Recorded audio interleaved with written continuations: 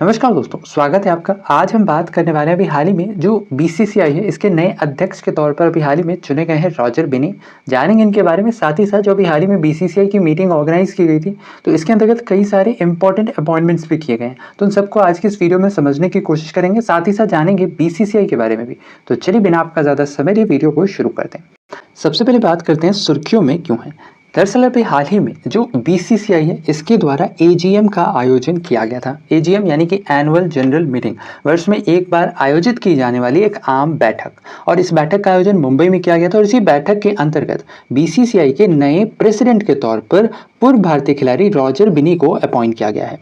Roger बिनी BCCI के 36वें अध्यक्ष होंगे, ये इंपॉर्टेंट है, ध्यान रखना है। इसके साथ ही साथ जो रॉजर बिनी है ये बीसीसीआई के अध्यक्ष के तौर पर नियुक्ति से पहले ये कर्नाटक स्टेट क्रिकेट एसोसिएशन के भी अध्यक्ष थे, और इन्हें जैसे ही बीसीसीआई के प्रेसिडेंट के तौर पर अपॉइंट किया गया वैसे ही उन्होंने कर्नाटक स्टेट क्रिकेट एसोसिएशन के प्रेसिडेंट के पद से इस्तीफा दे दिया। साथ ही साथ जो रॉजर बिनी है इन्होंने एक्चुअली में स्थान लिया है पूर्व भारतीय क्रिकेट कप्तान सौरव गांगुली का। इससे पहले बीसीसीआई के अध्यक्ष थे सौरव गांगुली, जिन्हें एक्चुअली में रिमूव किया गया है 18 अक्टूबर 2022 को बीसीसीआई से, जिसके बाद बीसीसीआई के नए अध्यक्ष के तौर पर रॉजर बिनी को अपॉइंट किया गया है। इसके साथ ही साथ ध्यान रखना है कि जो जय शाह हैं इन्हें एक बार फिर से बीसीसीआई के सेक्रेटरी के तौर पर अपॉइंट किया गया, और ये लगातार इनका दूसरा टर्म होगा।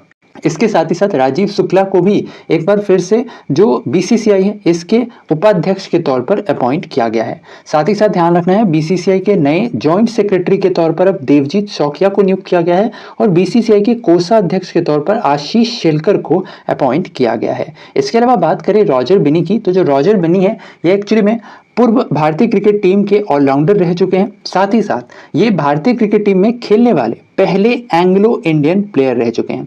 एंग्लो इंडियन यानी कि इनके जो पूर्वज हुआ करते थे वो एक्चुअली में स्कॉटलैंड में रहते थे, और ये स्कॉटलैंड से आकर के इंडिया में बसे थे, जिस वजह से इन्हें एंग्लो इंडियन कहा जाता है।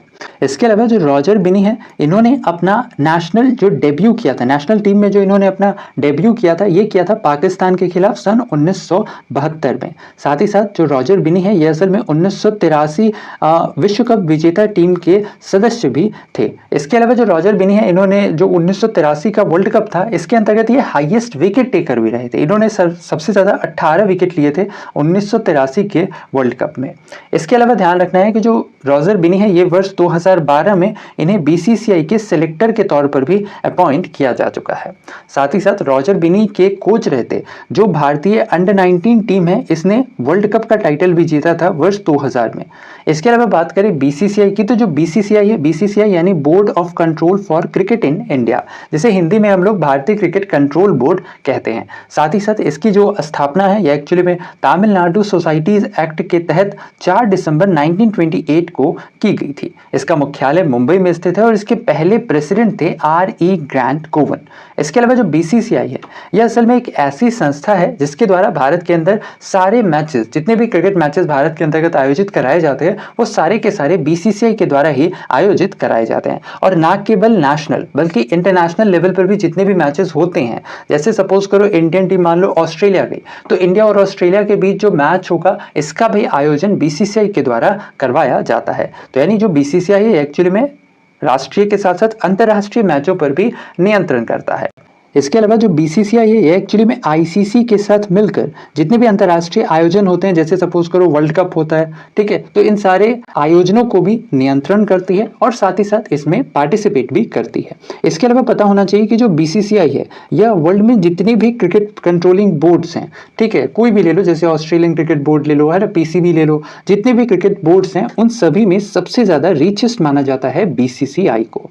तो ये था हमारा आज का वीडियो। कैसा लगा हमारा आज का वीडियो आप अपने कमेंट सेक्शन में जरूर बताएं। साथ ही साथ जाते जाते आपके लिए एक सवाल भी है। सवाल ये है कि आपने बताना है कि अभी हाल ही में किसी बीसीसीआई के सचिव के तौर पर पुनर्नियुक्त किया गया। इसका आंसर आपने हमें बताना है नीचे कमेंट सेक्शन में। साथ ही साथ आपके लिए एक और सवाल है कि अभी हाल ही में जो आईसीसी T20 वर्ल्ड कप का आयोजन किया जा रहा है इसके अंतर्गत इस वर्ष कुल कितनी टीमों ने हिस्सा लिया है, इसका आंसर भी आप हमें कमेंट सेक्शन में बता सकते हैं। तो वैसे में आज के लिए इतना ही। अपना ख्याल रखें, स्वस्थ रहें, सुरक्षित रहें। आपसे फिर अगले वीडियो मुलाकात होगी, तब तक के लिए धन्यवाद। Good bye, take care.